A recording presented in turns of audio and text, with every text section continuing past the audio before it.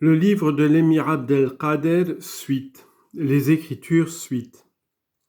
L'écriture syriaque. L'écriture syriaque est de 3 sortes. La plus ancienne des 3 ne diffère pas de l'arabe pour l'alphabet, sauf le tha avec 3 points, le ka, le zal, le sad et le dad manquent ainsi que le lam alif. L'agencement de leurs lettres se fait de droite à gauche. Les Chaldéens, c'est-à-dire les monothéistes, écrivaient en syriaque. On lit en note. L'émir se sert du mot Chaldianoun pour désigner les Chaldéens. La forme de ce mot semble être moderne. Elle est usitée chez les Arabes de nos jours.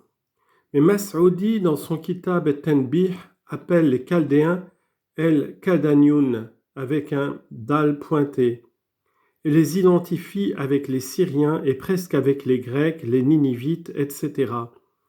Il dit qu'ils tiraient leur nom du lieu nommé Kalwadi, avec un dal pointé, capitale de leur empire. L'ancien nom biblique des Chaldéens est Kasdim, d'après Gesenius. L'expression Kasdi se rapprocherait de la forme Kardi, conservée dans l'ancien nom des Kurdes. Le lam introduit dans le mot Kaldanioun par les Arabes modernes a été emprunté peut-être aux Grecs qui donnent à ce peuple le nom de Kaldaïaï. Cependant, le lam se trouve dans le mot Kalwadi, d'où les Chaldéens ont pris leur nom d'après Mas'oudi. Abdelkader, en donnant aux Chaldéens l'épithète de monothéistes, a dû avoir en vue un moment particulier de leur croyance. Car il paraît que les sciences astronomiques, dans lesquelles ils avaient fait de si grands progrès, les avaient amenés à une sorte de panthéisme, de culte de la nature. Cette opinion est celle de M. l'abbé Ducontent de la Molette qui dit, dans sa nouvelle méthode pour rentrer dans le sens de l'écriture, citation, « Dans les occupations douces et tranquilles de la vie pastorale, les Chaldéens s'appliquaient à connaître le cours des astres, le lever et le coucher de ces globes brillants, qui en éclairant la terre règlent en même temps la durée des jours et des nuits, la révolution des années et des siècles. Heureux si une étude aussi noble et aussi utile eût su fixer chez eux la connaissance du Créateur et la pureté du culte qui lui appartient.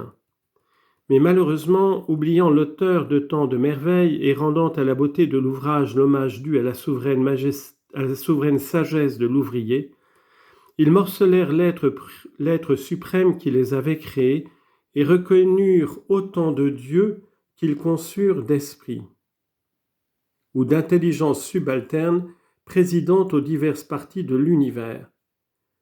Leurs superstitions à cet égard leur firent donner le nom de Kasdim, qui veut dire les esprits ou les démons qui devinrent l'objet de leur culte. De Kasdim ou Kassidim en a formé le mot chaldéen, et les Grecs appelaient Chalaïdés ou Chaldaïs les Chaldéens qui, faisant profession de l'astrologie judiciaire, couraient le monde pour dire la bonne aventure. Suite de notes. Fin de notes. C'est une nation qui habite l'Irak et le Jazirat el-Arab. Les Nemrod, rois de la terre après le déluge, tirent d'elle leur origine. La langue syriaque élégante est constituée d'une manière curieuse.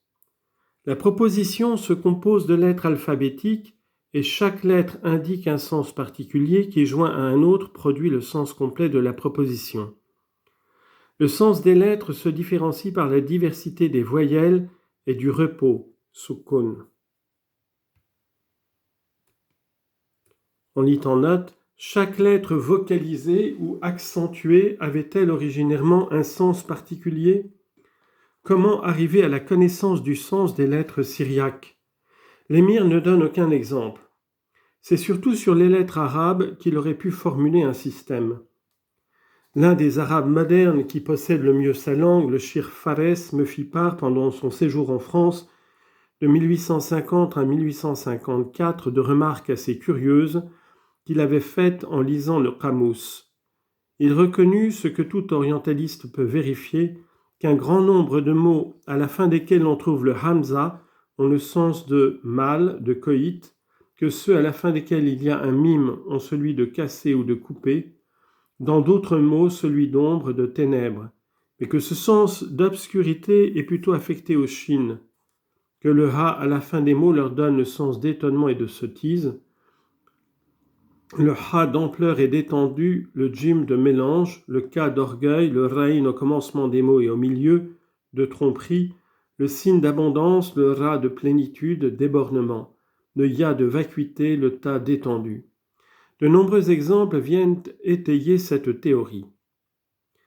Il est positif que tout signe dans les alphabets représente une idée, mais la difficulté est de découvrir la véritable idée. Et quelle immense tâche pour les philologues quand on pense à l'ancienneté des langues et à leur mélange sans fin. Pour Ernest Renan, la langue est un tout qui se décompose et se recompose sans cesse par une sorte de végétation et où chaque état a sa raison dans un état antérieur. Monsieur l'abbé Leguet, dans son essai sur la formation et la décomposition des racines arabes, arrive à cette conclusion qu'une langue monosyllabique et bisyllabique a précédé la langue arabe et l'a formée par la juxtaposition et l'agglutination des mots.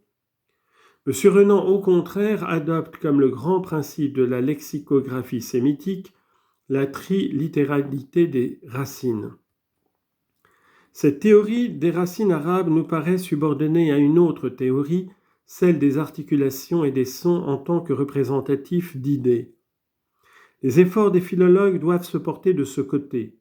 Nous apprenons que M. Sabbateri, père, ancien défenseur à Alger, qui a fait une étude sérieuse des principes de la langue arabe, est auteur d'une théorie sur les sons de cette langue et qu'il est parvenu à reconnaître un sens particulier aux motions ou points voyelles. Il se propose de soumettre son système à l'examen de la commission de rédaction du journal asiatique. De son côté, M. Luminet, interprète de première classe à Mostaranem, a adressé à la société asiatique un travail sur les lettres arabes dont il annonce avoir découvert la valeur. Fin de note. Tandis que dans toutes les langues, la proposition se compose de mots et non de lettres. La langue syriaque resta pure depuis Adam jusqu'à Idriss, surnommé l'Hermès, des Hermès, le Trismégiste, étant à la fois prophète, roi et médecin. On lit en note.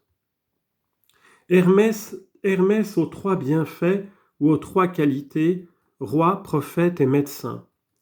Les auteurs arabes disent que personne avant lui n'avait eu ces trois noms en partage, qu'il est le premier qui ait raisonné sur les choses célestes, telles que le mouvement des étoiles, qui ait bâti des temples, glorifié l'être suprême et menacé les hommes du déluge. Son aïeul était Kayumort ou Adam. Il habitait la Haute-Égypte et y bâtit des pyramides. Il construisit les berbas, ou monuments religieux, dans lesquels il représenta au moyen de la peinture et de la sculpture tous les arts et tous les métiers, craignant beaucoup que les vestiges du savoir ne vinssent à s'effacer du monde. Fin de note.